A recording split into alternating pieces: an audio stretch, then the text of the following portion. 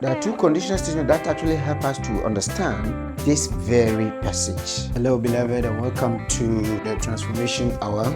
We're considering the meaning of Matthew chapter number 5, verse number 17 through 18.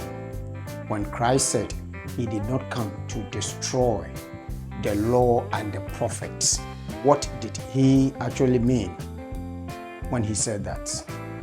Welcome. Now, a lot of the time we read about the first, that's the verse number 17, and we leave out the verse number 18 that actually explain and makes the verse number 17 clear. Now let's turn to Matthew chapter number 5 and verse number 17. From the New King James Version, do not think that I came to destroy the law or the prophets. I did not come to destroy, but to fulfill.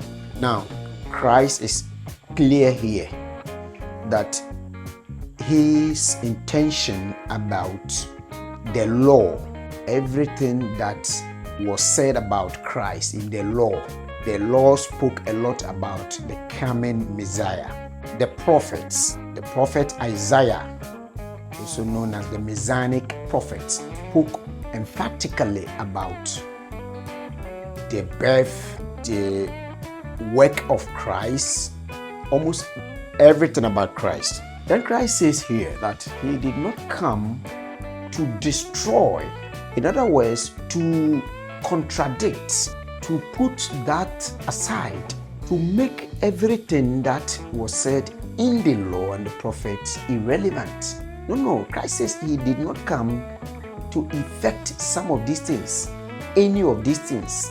Rather, he came to fulfill. Now, the word fulfillment is actually connoting the idea that he actually came to make it happen, to bring it to reality. Now, by definition, the word fulfillment actually connotes or brings the idea that something actually is coming to an end. When two people have a meeting and they fulfill their promises to meet, that's the end of the meeting. So Christ said he did not come to destroy, but to fulfill. There are two conditional statements that actually help us to understand this very passage in the verse number 17. Now read with me in the verse number 18. For assuredly I say to you, till heaven and earth pass away, one jot or one tittle will by no means pass from the law till all is fulfilled. There are two things here that I would want us to pay critical attention to. Number one, Christ said, as long as the earth exists, as long as human beings inhabit the earth, everything said about him shall come to pass. That's actually what he said. The law and the prophet. So as long as we exist, the time that he spoke to the audience. Now, he did not end it there. That is the first conditional statement under consideration.